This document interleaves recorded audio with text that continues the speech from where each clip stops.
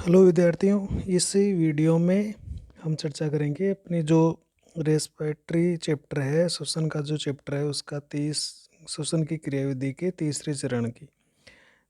इससे पहले हमने 2 चरण पढ़ चुके हैं, जिसमें हमने एक पहला पढ़ा था कि जो श्वसन की क्रिया है वो किस तरह से संपन्न होती है। तो पहला चरण हमने फुफ्फुसीय श्वसन अर्थात पल्मोनरी वेंटिलेशन को देखा था, जिसमें हमने इंस्पायरेशन और एक्सपायरेशन अर्थात निःश्वसन और उच्छ्वसन को पढ़ा था। उसके बाद में हमने गैसों का विनिमय देखा था कि किस तरह से आंशिक दाब में अंतर के कारण फेफड़ों के वायुकुपिकाओं की जो श्वसन झिल्ली होती है उसमें गैसों का विनिमय हो जाता है। आज की इस वीडियो में हम पढ़ेंगे रुधिर द्वारा O2 व CO2 का परिवहन, कि रुधिर आगे किस तरह से जब श्वसन झिल्ली में से विसरित होकर O2 रुधिर में पहुंच जाती है तो रुधिर से ये किस तरह से फेफड़ों से ये O2 किस तरह से ऊतकों में चली जाती है और ऊतकों से किस तरह से कार्बन डाइऑक्साइड वापस फेफड़ों में पहुंच जाती है। तो इसका परिवहन कुछ इस तरह से होता है कि जैसे फेफड़े हैं, तो हमारे जो फेफड़े होते हैं, इन फेफड़ों से जो O2 होती है वो रक्त के माध्यम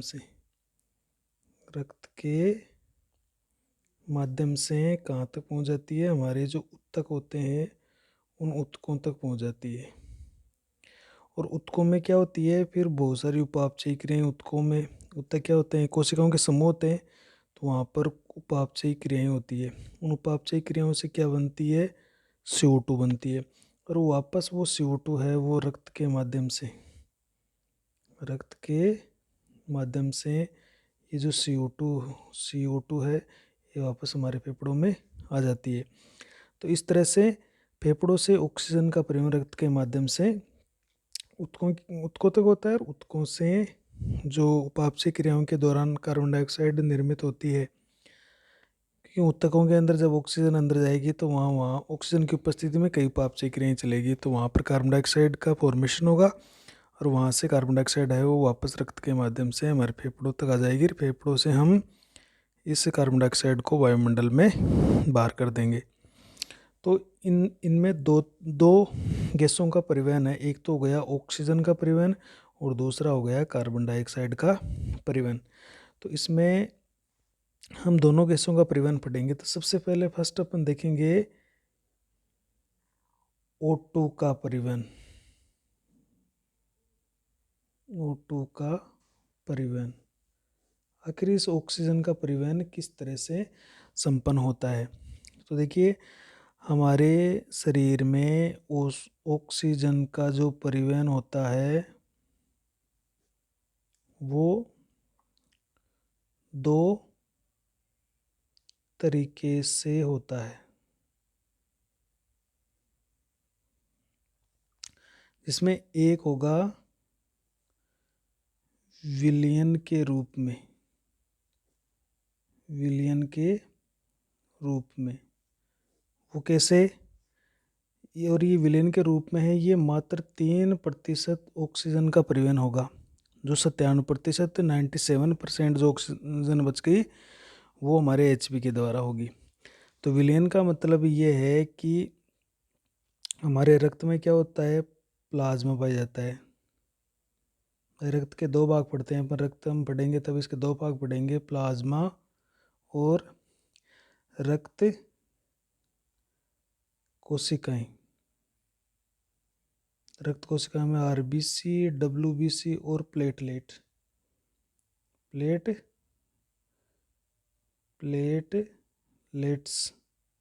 ये आती है। ये 55% होता है, ये सभी 45% होती है।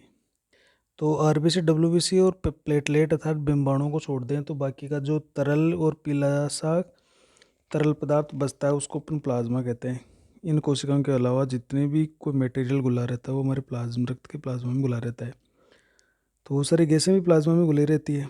तो रक्त में हमारा जो प्लाज्मा है, जो रक्त का तरल भाग होता है, हल्के पीले रंग का तरल भाग, उसमें ऑक्सीजन कुछ मात्रा में घुली हुई अवस्था में होती है। तो रक्त के प्लाज्मा में कुछ O2 घुलकर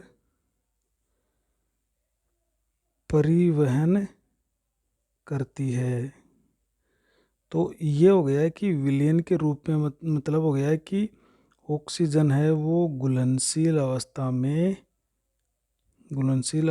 में रक्त के प्लाज्मा के द्वारा परिवहन करती है। अब जैसे जैसे प्लाज्मा पूरे शरीर के अंदर चक्कर लगाता रहता है, तो जैसे ही ये रक्त है वो ऊतकों में पहुंचता है, तो वहाँ से ये ऑक्सीजन ऊतकों तक पहुंच जाती है। लेकिन ये बहुत ही कम है। ये जो प्रक्रिया है, तरीका है विलयन के रूप में ऑक्सीजन का शरीर में पहुंचना, ये मात्र 3% ऑक्सीजन का परिवहन हो पाता है। तो इस तरह विलयन के रूप में अगर शरीर में जाता है तो वहाँ पर ऑक्सीजन की पूर्ति सभी कोशिकाओं या ऊतकों को नहीं हो पाती, क्योंकि 3% बहुत कम ऑक्सीजन हो गई। तो दूसरा जो तरीका होता है वो तरीका क्या है? वो तरीका है HB के द्वारा परिवहन। तो HB क्या करता है? HB के द्वारा, जिसको हम ऐसे कह सकते हैं कि HB के द्वारा। अब ये HB क्या करेगा? ये ऑक्सीजन के साथ क्रिया करके ऑक्सीमोग्लोबिन बनाएगा। ऑक्सीहीमोग्लोबिन के रूप में O2 का परिवहन। तो ये ऑक्सीमोग्लोबिन के रूप में, या हम कहेंगे HB के द्वारा 97% O2 का परिवहन होता है। सबसे ज़्यादा HP करता है। अरे ये HP कैसे करेगा? इस तरह से करेगा ये।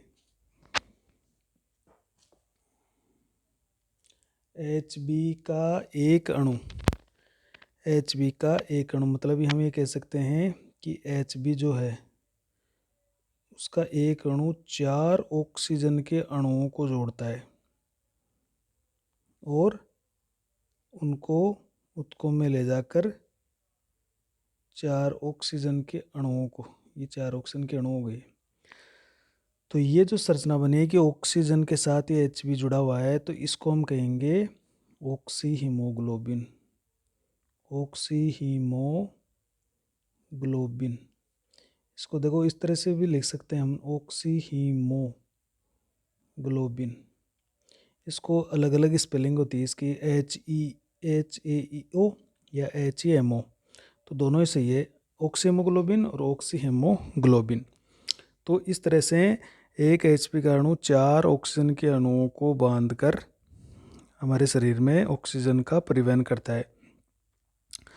तो इसमें होगा क्या है कि 97% ऑक्सीजन है वो HB के साथ जुड़कर परिवहन हो रही है। अभी ये आपको ये देखना है कि O2 HB के साथ यहाँ पर उत्क्रमणीय रूप से संयुक्त होकर ऑक्सीमोग्लोबिन बनाती है। ऑक्सीहीमोग्लोबिन बनाती है।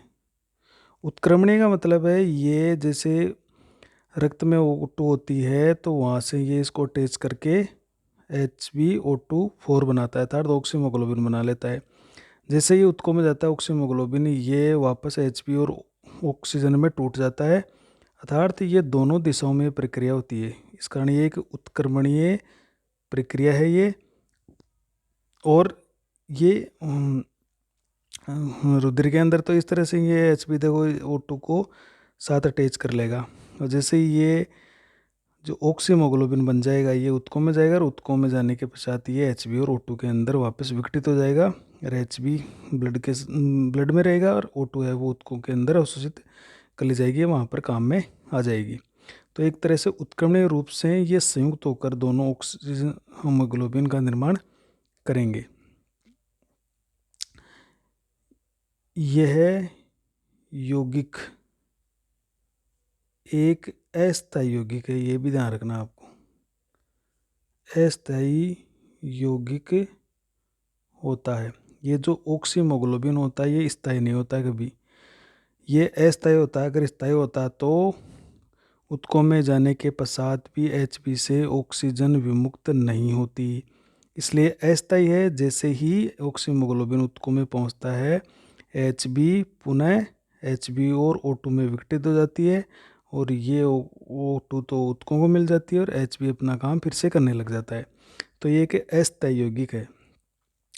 और हमने ये भी बता दिया कि एक Hb का अणु, ये आप फैक्ट है कि एक Hb का अणु 4 अणु ऑक्सीजन को जोड़ सकता है। मतलब एक Hb के अणु से 4 अणु O2 के जुड़ सकते हैं। तो ये कैसे जुड़ते हैं? तो सबसे पहले तो हम Hb की थोड़ा इसके बारे में देख लेते हैं कि Hb अगर ऐसे इस तरह से ये 4 अणुओं को कैसे जोड़ता है। तो जो हमारा Hb होता है, उस Hb में 4 प्रोटीन इकाइयाँ पाई जाती है। 4 प्रोटीन इकाइयाँ पाई जाती है, जिसके अंदर 2 तो होती है अल्फा श्रृंखलाएं और 2 होती है बीटा श्रृंखलाएं। बीटा श्रृंखला 4 प्रोटीन श्रृंखलाएं पाई जाती है, इकाइयाँ पाई जाती है, जिसको दो बीटा श्रृंखलाएं या 2 अल्फा श्रृंखला और 2 बीटा श्रृंखला कहते हैं। जैसे मान लीजिए ये है कि एक तो ये 4 श्रृंखलाएं हैं, ये इस तरह से। इस प्रत्येक श्रृंखला में एक हीम समूह होता है। ये जैसे एक ये है हीम समूह, हीम ग्रुप, ये इसके अंदर पाया जाता है, हीम समूह पाया जाता है। तो इस तरह से टोटल हीम समूह हो गए 4 हीम समूह पाए जाते हैं। यानी हम ये कह सकते हैं कि प्रत्येक प्रोटीन श्रृंखला में एक हीम समूह पाया जाता है। ये सभी को मिलाकर हम कहते हैं ये एक Hb है। इसमें 4 प्रोटीन श्रृंखलाएं हैं, 2 तो अल्फा है और 2 बीटा है। प्रत्येक के अंदर एक हीम समूह पाया जा रहा है। इस तरह से टोटल हीम समूह हो गए 4 हीम समूह है। अब ये हीम समूह कैसे होते हैं? हीम का मतलब अपन ले तो आयरन से लेते हैं। तो इसमें एक आयरन या फेरस आयन इसके अंदर पाया जाता है। तो इसमें प्रत्येक प्रोटीन श्रृंखला में एक हीम समूह पाया जाता है, तथा प्रत्येक हीम समूह है, हीम का मतलब ही आयरन से लेते हैं अपन, तो प्रत्येक हीम समूह में Fe2+, जिसको हम कहते हैं फेरस आयन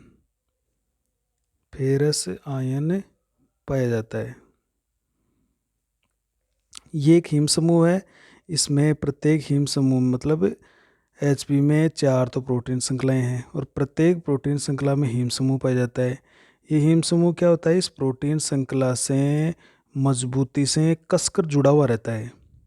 इस हीम समूह में एक हीम समूह में एक जो हीम समूह होगा उसमें एक Fe+2 अर्थात जिसको हम फेरस आयन कहते हैं वो पाया जाता है। अभी हीम समूह की अगर अपन रचना देखें तो कुछ इस तरह से होती है इसकी, जैसे इसकी रचना कुछ इस तरह से होती है।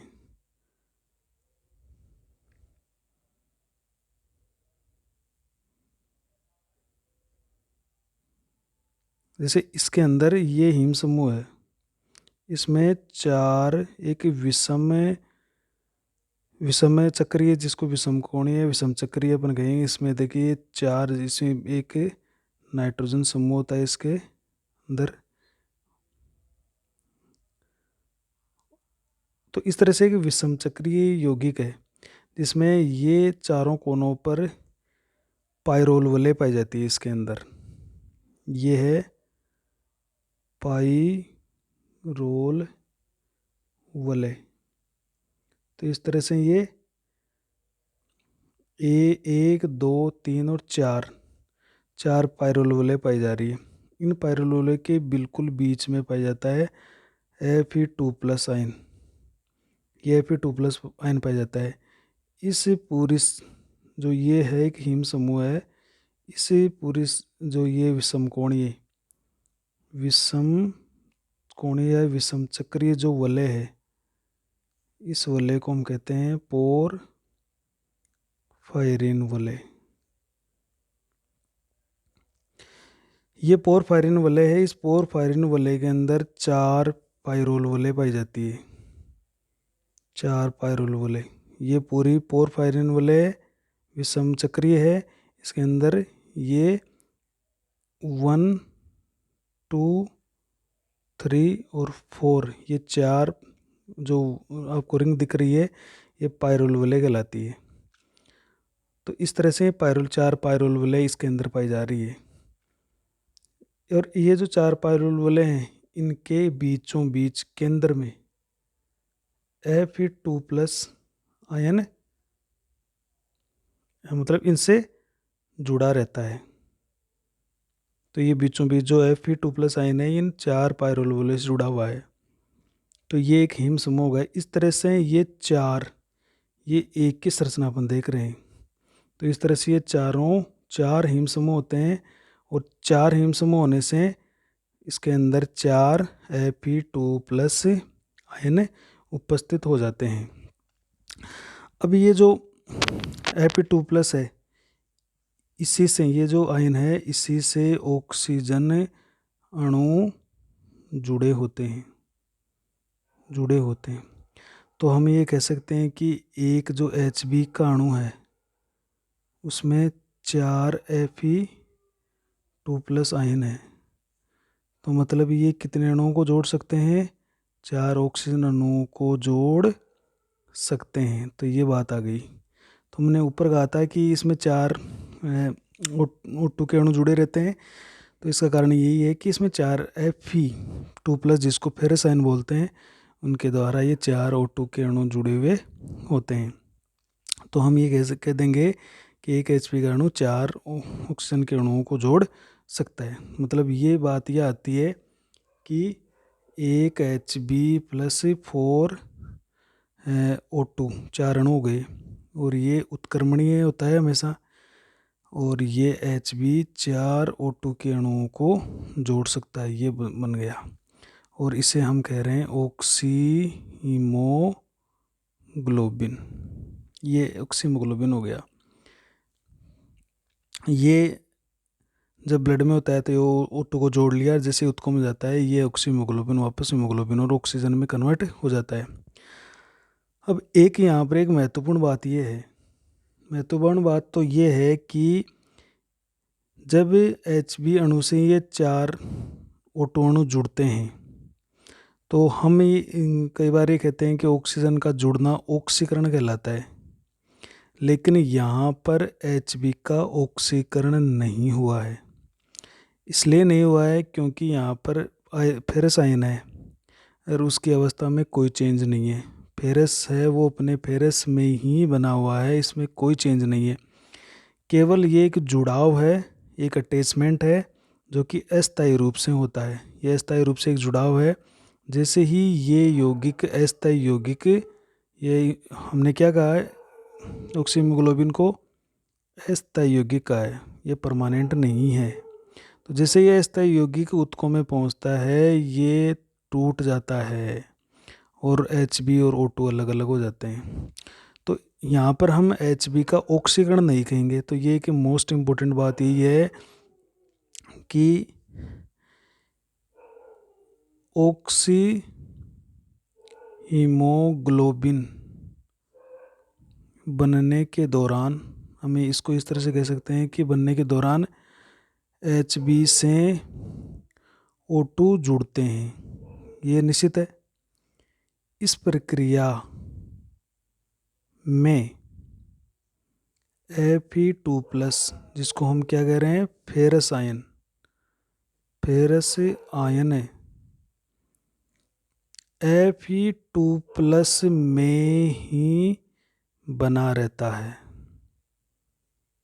ये इसकी विशेषता है कि इसमें जो हीम समूह का जो फेरस आयन है वो अपनी अवस्था में मेंटेन रहेगा, बना रहेगा, इसमें कोई चेंज नहीं आएगा। अतः इसे जुड़ाव कह दो या इसको संयोजन कह दो, इस जुड़ाव को ऑक्सीकरण नहीं कहेंगे। ऑक्सीकरण अर्थ ऑक्सीडेशन नहीं कहते हैं, बल्कि इसे ऑक्सीजनीकरण कहते हैं। ऑक्सीजनीकरण, ये याद रखिएगा, ऑक्सीजनीकरण अर्थात इसको कहेंगे अपन ऑक्सीजीनेशन कहते हैं। ये इंपॉर्टेंट बात। तो Hb का O2 से जुड़ना ऑक्सीकरण नहीं है, ये क्या है? ऑक्सीजनीकरण है, जिसमें ऑक्सीजन और Hb का एक अस्थायी रूप से जुड़ाव होता है, एक लगाव होता है, एक संयोजन होता है, और जैसे ये उत्कों में जाता है ये जुड़ाव है वो खत्म हो जाता है। तो बस 4 फेरस आयनों से ऑक्सीजन जुड़ती है और 4 अणुओं को लेकर उत्कों तक पहुंच जाती है। अब नेक्स्ट स्थिति के अंदर क्या होगा कि ये जो ऑक्सीमोग्लोबिन बना ये उत्कों में जाकर टूट जाएगा।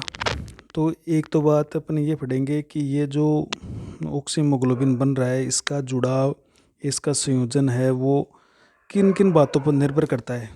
तो हमें इसको इस तरह से पढ़ लेते हैं कि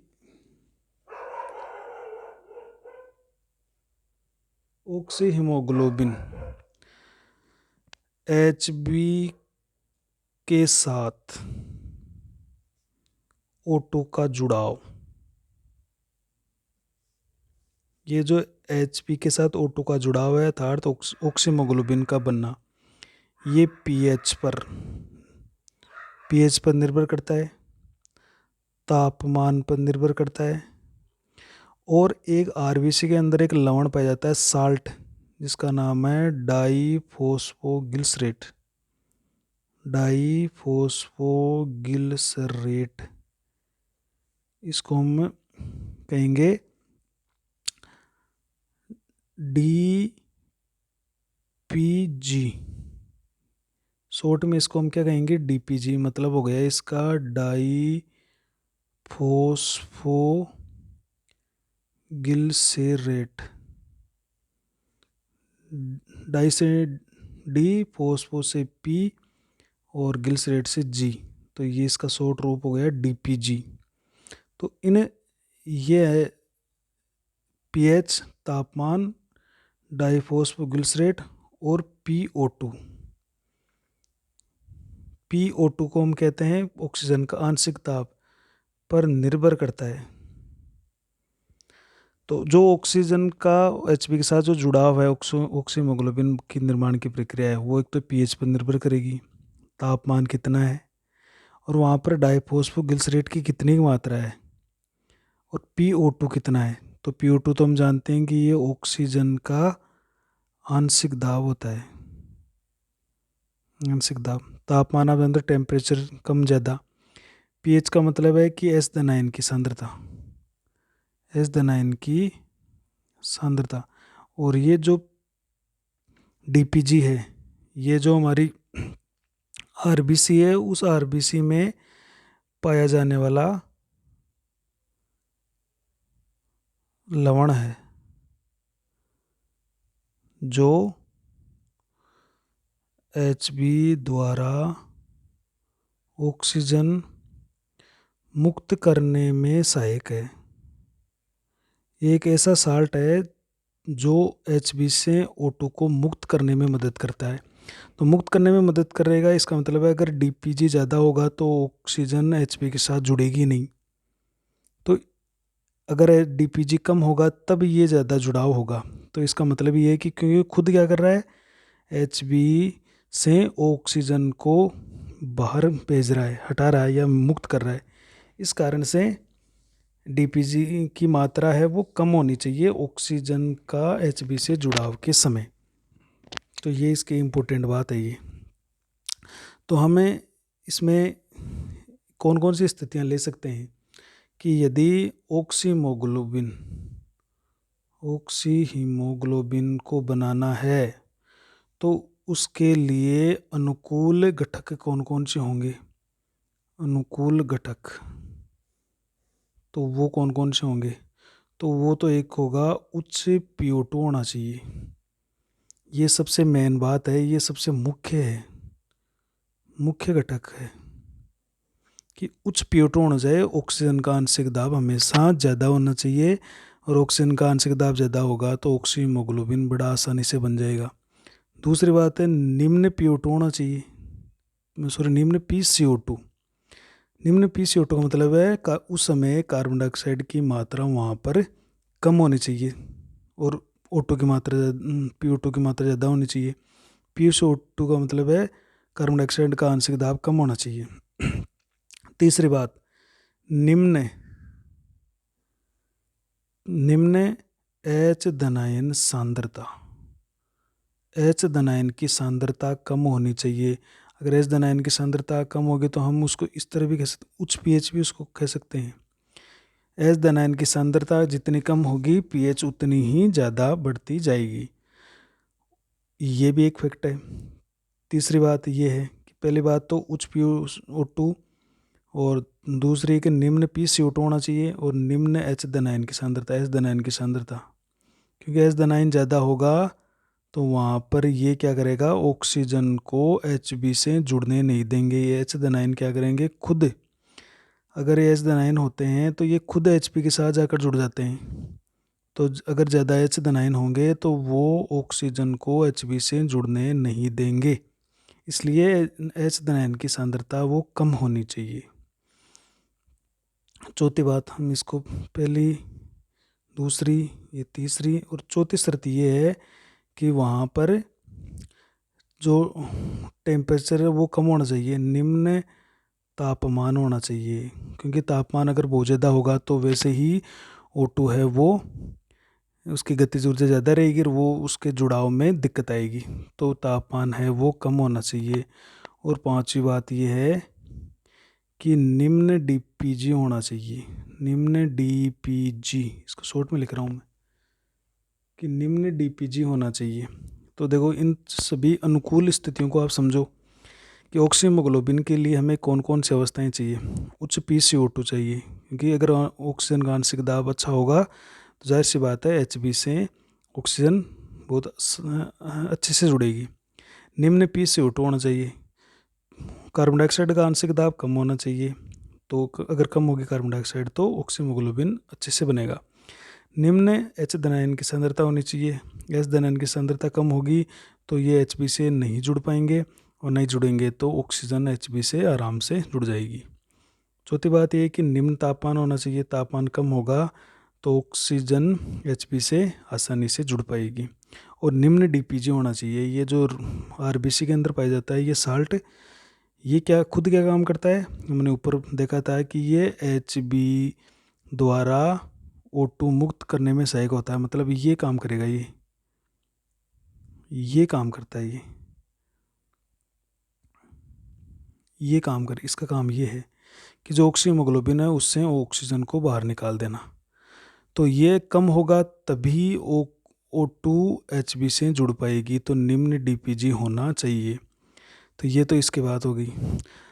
अगर हमें अब मान लीजिए ऑक्सीहीमोग्लोबिन उत्कों में पहुंच गई तो वहाँ पर क्या स्थिति होने वाली है, तो ऑक्सीहीमोग्लोबिन से ऑक्सीजन मुक्ति हेतु अनुकूल घटक, अब हमारा ऑक्सीहीमोग्लोबिन है वो उत्कों में पहुंच गया, और उत्कों में पहुंचकर अब ये ज़रूरी है कि उस Hb से या ऑक्सीहीमोग्लोबिन से ऑक्सीजन मुक्त हो जाए। तो वहाँ पर बिल्कुल इनसे विपरीत स्थितियाँ होगी इन सब से। तो पहली स्थिति क्या होगी, वहाँ पर उत्कों में हमेशा PO2 कम ही रहेगा। दूसरी स्थिति क्या रहेगी, वहाँ पर कोशिकाओं के उपापचयी क्रिया से वहाँ पर उच्च PCO2 रहता है। और तीसरी बात ये होती है कि वहाँ पर उच्च H धनायन की सांद्रता रहती है। और चौथी बात यह है कि वहाँ पर उच्च तापक्रम रहता है, क्योंकि उपापचयी क्रियाएं होगी तो कोशिका का तापक्रम है वो बढ़ा हुआ रहेगा ऊतकों का। और पांचवी कंडीशन होगी वहाँ पर उच्च DPG होगा, वहाँ पर लवण की मात्रा ज़्यादा रहेगी।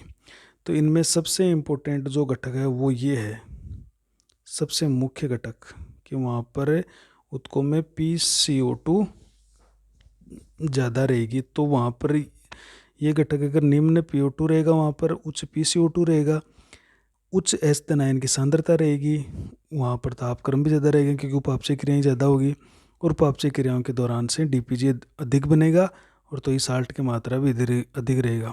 तो रिजल्ट क्या होगा यहाँ पर कि ये स्थिति आ जाएगी वहाँ पर कि ऑक्सीमोग्लोबिन से HB से O2 है वो विमुक्त हो जाएगी और ये ऊतकों में काम में आ जाएगी। तो इस तरह से ऑक्सीमोग्लोबिन बनाने के लिए कुछ अनुकूल दशाएं चाहिए अपन को, और ऑक्सीमोग्लोबिन से ऑक्सीजन की मुक्ति के लिए कुछ अनुकूल दशाएं चाहिए। तो ये दशाएं इस प्रकार से आप इसको याद कर सकते हो। तो ये तो हमारा था ऑक्सीमोग्लोबिन के निर्माण और उसके वियोजन से संबंधित कुछ। अब कुछ विशेष तत्वों की बात कर लेते हैं, विशेष स्पेशल, जिनका कई बार परीक्षाओं में, कंपटीशन परीक्षाओं में या कंपटीशन एग्जाम में इनके प्रश्न पूछे जाते हैं। तो पहली स्थिति देखो, ये आप याद रखिएगा कि 100 ml जो हमारा धमनी रक्त होता है, जो आर्टरी के अंदर रक्त भरा होता है, वो 20 ml ऑक्सीजन का परिवहन करता है। ये बात याद रखिएगा, ये इम्पोर्टेंट, कि 100 ml धमनी के अंदर भरा हुआ रक्त, चलता हुआ रक्त, ये 20 ml ऑक्सीजन का परिवहन करता है। लेकिन अब इसमें एक कंडीशन है, लेकिन ये जो टोटल 20 ml ऑक्सीजन लेके आ रहा है, लेकिन इसमें से ऊतकों को लगभग 25% O2, अर्थात हम 25% कितनी हो गई, 20 की 50% 10 हो गई और 25% 5 ml हो गई। तो ऊतकों को केवल 5% O2 ही प्रदान करता है। मतलब इस 20 ml में से 5 ml ऑक्सीजन ही ऊतकों को मिलती है। तो बाकी जो 75% O2 है या जो 15 ml O2 है वो वापस कहाँ जाती है, तो वापस वो रुधिर के साथ चली जाती है, तथा शेष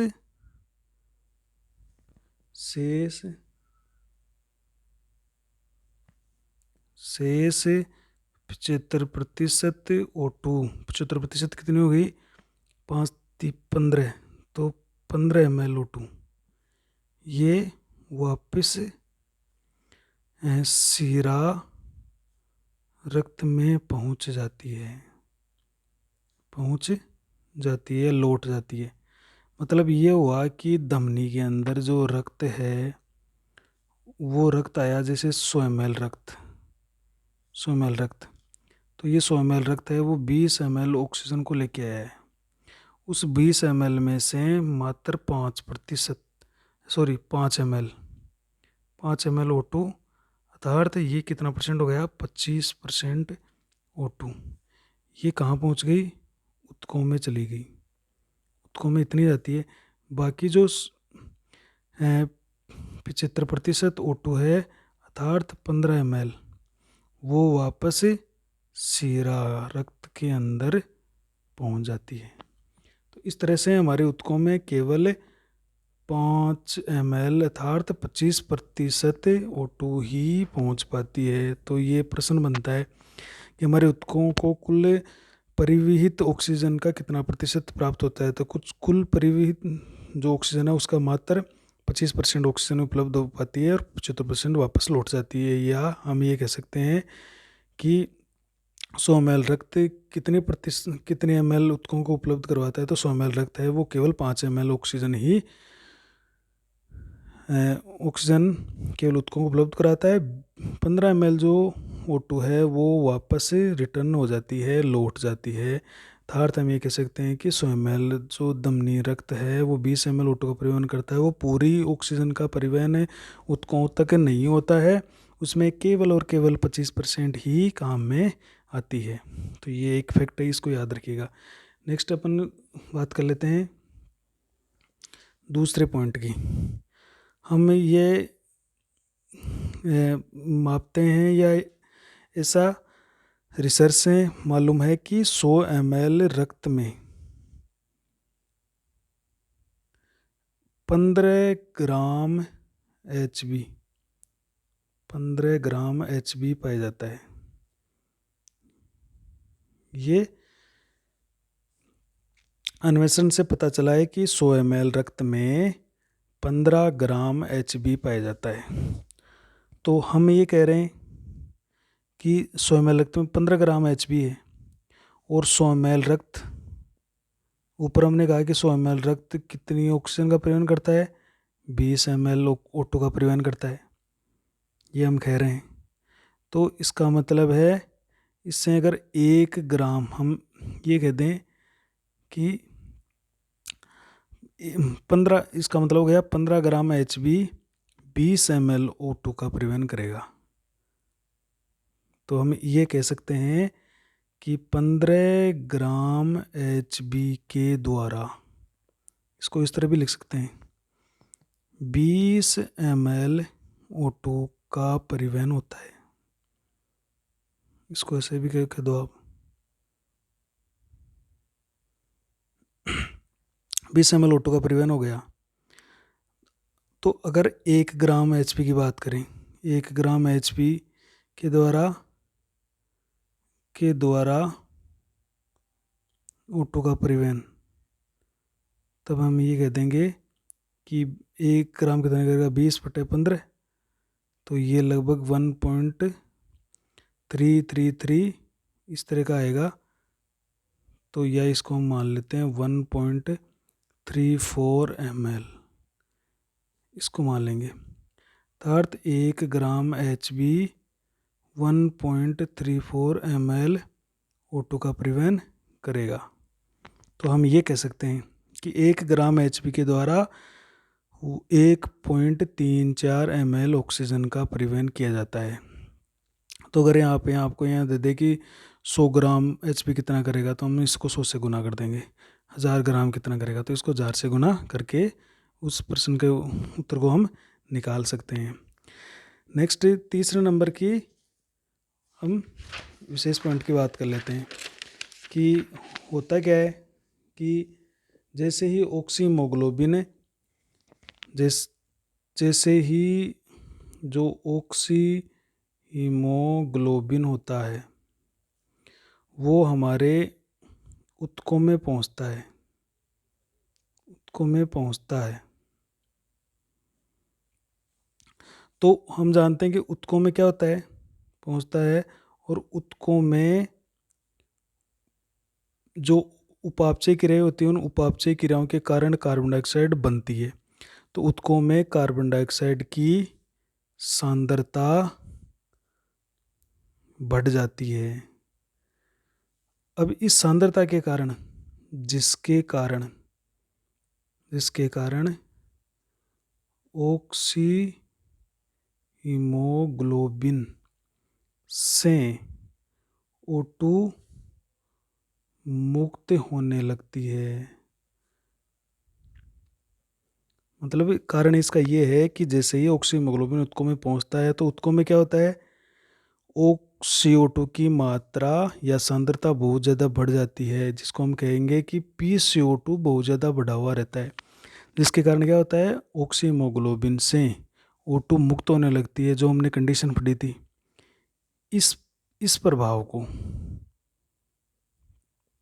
बोहर प्रभाव कहते हैं, याद रखिएगा, बोहर प्रभाव या बोहर इफेक्ट कहते हैं इसको। तो कई बार ये प्रश्न आता है कि बोहर प्रभाव क्या है, तो बोहर प्रभाव यही है कि कार्बन डाइऑक्साइड की सांद्रता के कारण ऑक्सीहीमोग्लोबिन से ऑक्सीजन का मुक्त होना। और ये प्रक्रिया कहाँ होती है, ये बोहर प्रभाव कहाँ देखने को मिलता है, ये ऊतकों में होता है। ऊतकों में होता है ये बोर प्रभाव, तो वहाँ पर ये देखने को मिलता है।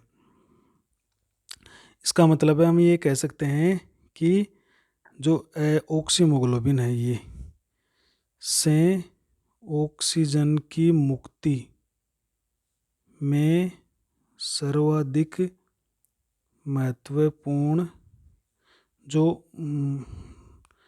महत्वपूर्ण घटक की भूमिका,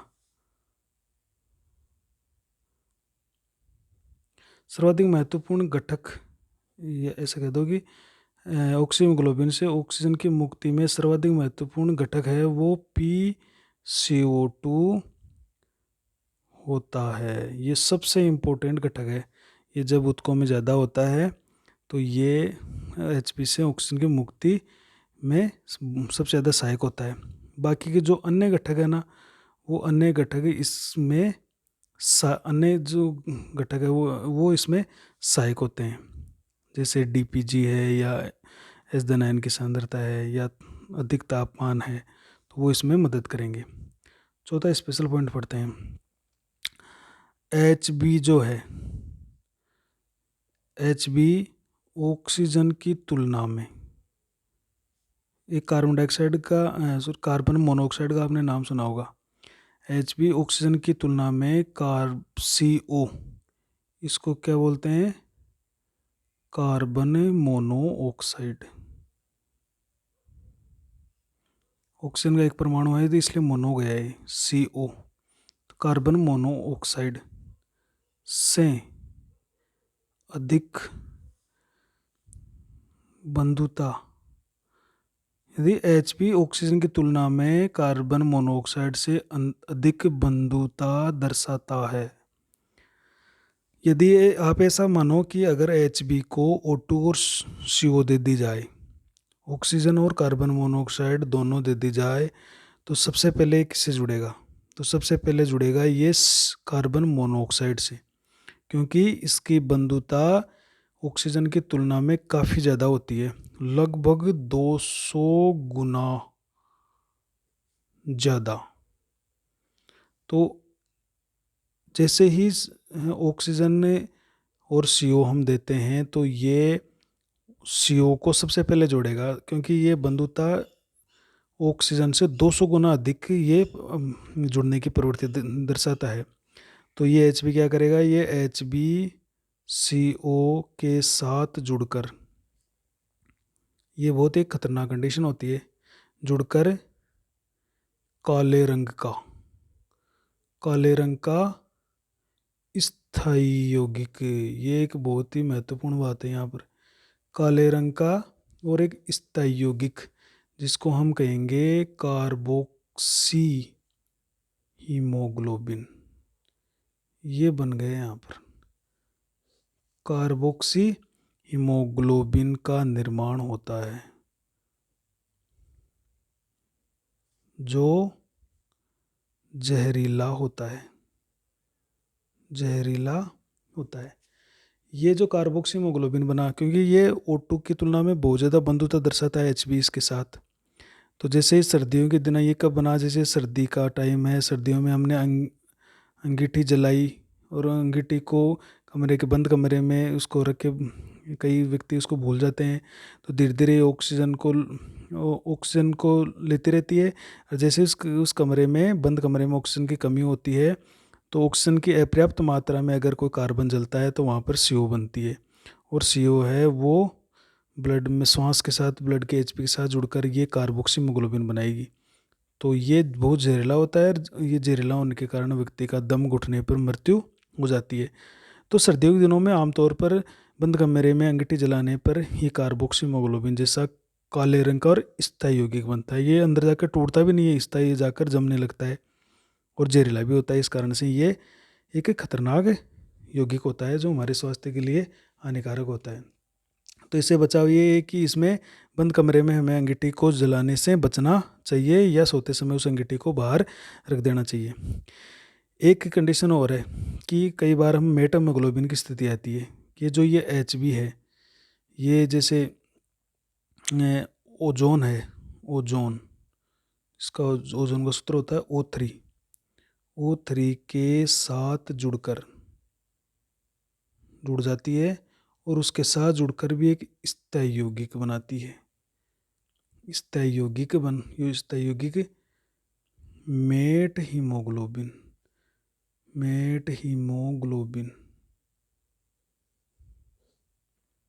इसको हम ये कहेंगे हीमोग्लोबिन। ये मेट हीमोग्लोबिन बना ये Hb है वो ऑक्सीजन ओजोन के साथ O3 के साथ मिलकर एक स्थायी यौगिक मेट हीमोग्लोबिन बनाता है। ये जो Hb है ये किसके साथ मिलकर,